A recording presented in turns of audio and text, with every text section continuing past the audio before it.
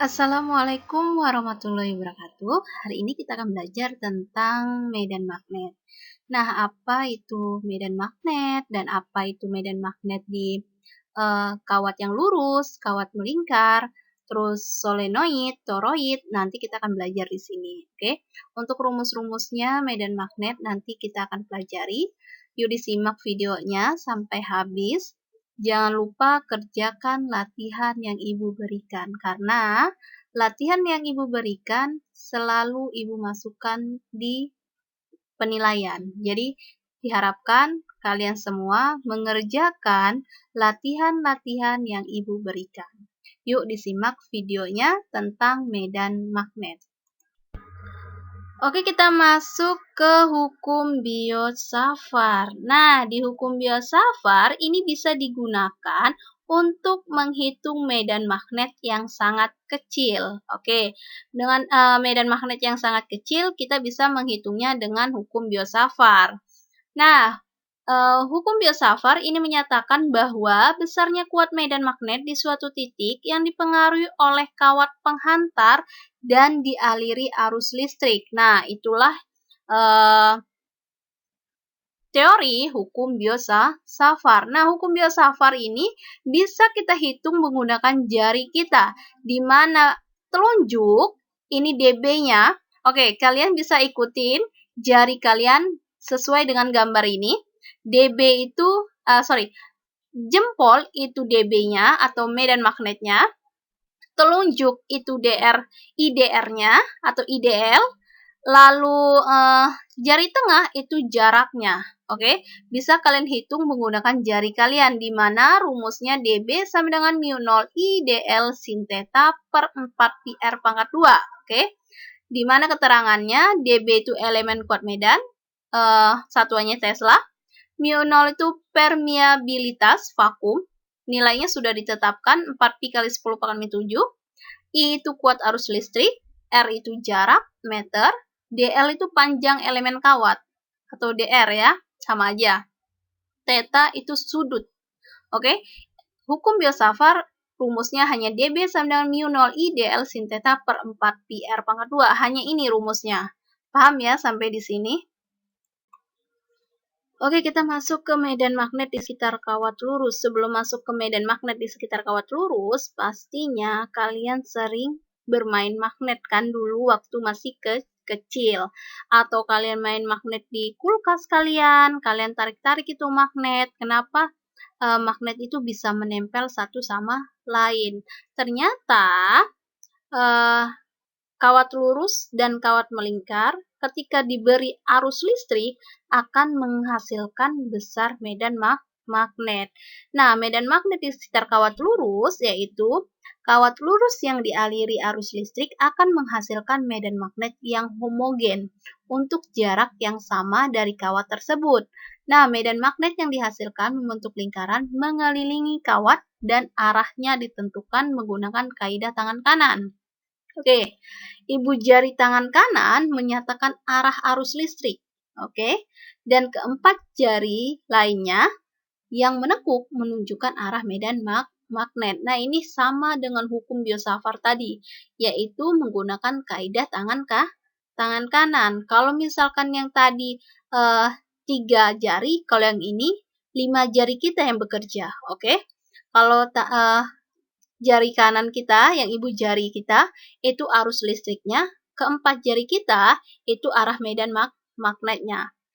Coba kalian praktekkan, itu ibu jari dan medan magnet.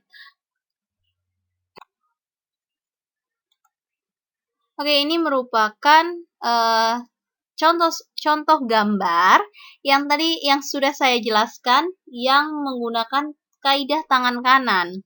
Ibu jari itu arah arus listriknya, sedangkan keempat jari kita itu merupakan arah medan magnet. Jelas ya di sini, paham ya? Untuk jempol atau ibu jari itu arus listrik, dan keempat jari kita itu arah medan magnet. Ini kalau kita tatap muka pasti akan saya jelaskan. Kalau dia itu berbunyi, biasanya berbunyi, itu menunjukkan bahwa dia masuk. Kalau dia tidak berbunyi, berarti menunjukkan kalau dia keluar. Itu biasanya saya jelaskan, tapi karena ini kita sekolahnya online, jadi hal tersebut tidak bisa saya jelaskan. Mungkin kalian bisa cari referensinya di YouTube atau apapun. Oke, rumusnya B sama dengan mu 0 I per 2 pi R, di mana B itu medan magnet Tesla, mu 0 itu permeabilitas vakum, nilainya sama 4 pi kali 10 pangkat min 7, I itu kuadrat arus listrik, R itu jaraknya. Contoh soal, sebuah kawat lurus panjang dialiri arus sebesar 3 ampere. Tentukan besar medan magnet yang berjarak 3 cm dari kawat tersebut, di mana mu 0-nya sama dengan 4 pi kali 10 pangkat min 7 Weber per AM. Oke, diketahui dulu, I-nya 3 ampere, R-nya sama dengan 3 cm. Kita ubah dulu menjadi meter. Maka cm ke meter itu 3 kali 10 pangkat min 2. Mu 0-nya 4 pi kali 10 pangkat min 7, yang ditanya berapa medan magnetnya.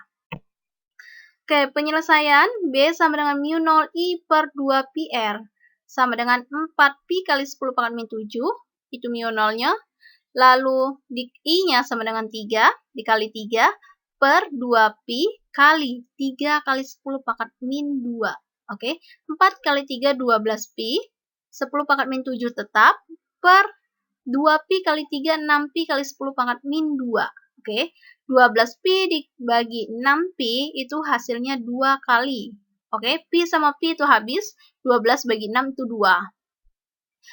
Oke, 10 pangkat min 2 itu naik ke atas jadi 10 pangkat plus 2. Jadi 10 pangkat min 7 plus 2, dapatlah hasilnya 2 kali 10 pangkat min 5 Wb per 2 kali 10 pangkat min 5 Weber per meter kuadrat. Paham nggak sampai di sini? Kalau nggak paham, tolong kalian komen ya, nak. Biar tahu mana yang ngerti dan mana yang enggak. Oke, kita masuk ke medan magnet di sekitar kawat melingkar. Kalau tadi kita belajar tentang di sekitar kawat lurus, sekarang kita belajar di sekitar kawat yang melingkar. Yuk disimak videonya ya. Oke, kita masuk ke medan magnet di sekitar kawat melingkar. Nah, kawat lurus melingkar yang dialiri arus listrik pada arah tertentu, maka di sumbu pusat lingkaran akan timbul medan magnet. Oke, dengan arah tertentu. Medan magnet di sekitar kawat melingkar juga dapat ditentukan dengan kaidah tangan kanan. Berarti, di kawat melingkar juga bisa menggunakan kaidah tangan kanan, bukan hanya medan magnet di sekitar kawat lurus saja ya, tetapi di kawat melingkar itu juga bisa.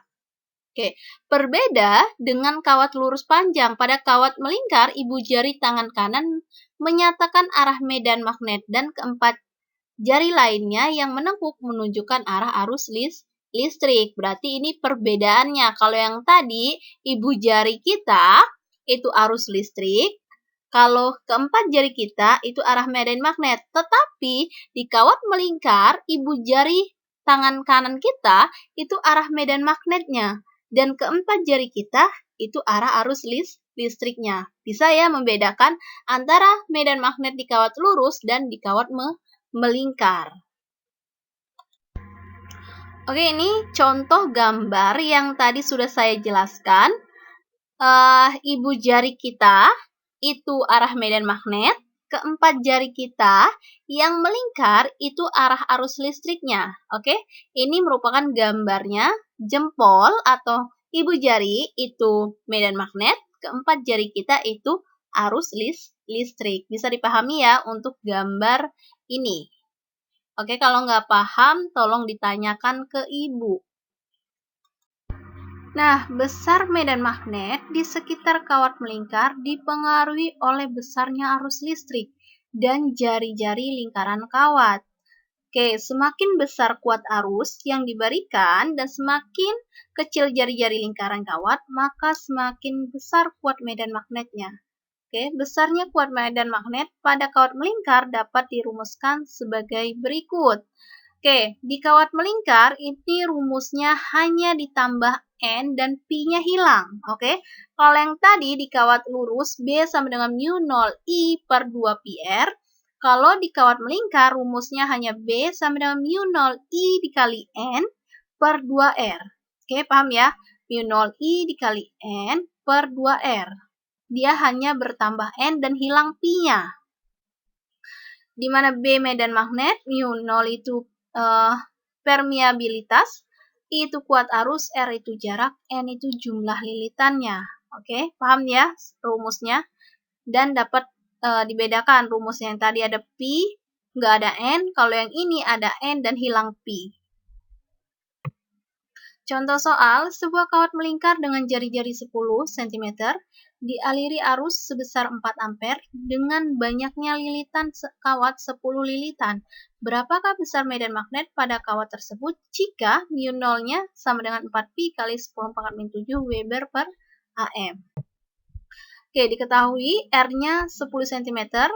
Kita ubah dulu menjadi 10 kali 10⁻⁷ sama dengan 10⁻⁷.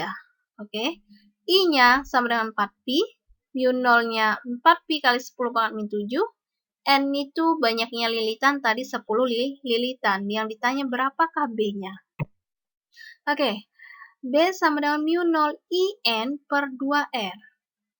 Sama dengan mu 0-nya tadi 4pi kali 10⁻⁷ kali 4 kali 10. N-nya 10, I-nya 4 per 2 kali 10⁻⁷. Oke, 4 kali 10, 40 kali 4pi, 160pi, dikali 10⁻⁷. 2 kali 10⁻³ itu tetap, lalu 160pi dibagi 2 itu 8pi. 80pi. Oke, 10⁻³ dikurang 7 itu 10⁻⁴. Oke. 80pi bisa diubah menjadi 8pi kali 10⁻³. Kalau kurang paham, silakan kalian komen atau kalian tanya sama ibu. Latihan. Yang pertama, sebuah kawat melingkar dengan jari-jari 3 cm dialiri arus sebesar 2 ampere dengan banyaknya lilitan kawat 15 lilitan. Yang ditanya berapa besar medan magnetnya. Lalu yang kedua, itu yang ditanya tentukan besar medan magnet yang berjarak. Itu sama ya, medan magnet. Nomor 1 medan magnet, nomor 2 medan magnet, lalu nomor 3 yang kalian cari adalah jari-jarinya atau R-nya. Oke, atau jaraknya. Oke. Lalu yang keempat itu yang ditentukan jaraknya. Oke. Lalu nomor 5 itu arus listriknya yang kalian cari. Oke? Oke, setelah beberapa hal yang saya jelaskan dan ada contoh soalnya dan ada latihannya, jika kalian belum paham, tolong kalian WA saya atau kalian komen di bawah. Dan latihannya tolong kalian kerjakan, lalu kalian kumpulkan lewat GCR. Oke, untuk medan magnet di kawat melingkar dan di kawat lurus. Oke, terima kasih semuanya. Semoga apa yang saya jelaskan bisa dipahami. Dan semangat mengerjakan latihan yang dari saya. Semangat belajarnya walaupun kita belajar daring.